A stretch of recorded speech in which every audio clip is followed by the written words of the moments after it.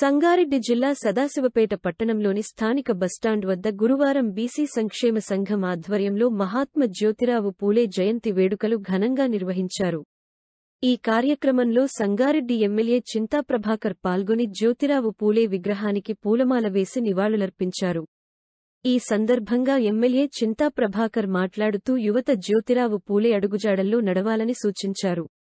బడుగు బలహీన వర్గాల అభ్యున్నతి కోసం మహాత్మా జ్యోతిరావు పూలే ఎంతగానో కృషి చేశారని తెలిపారు. ఈ కార్యక్రమంలో మున్సిపల్ వైస్ చైర్మన్ చింత గోపాల్, బీసీ సంఘం అధ్యక్షుడు వాజిద్, బీసీ సంఘం సభ్యులు, నాయకులు కార్యకర్తలు పాల్గొన్నారు.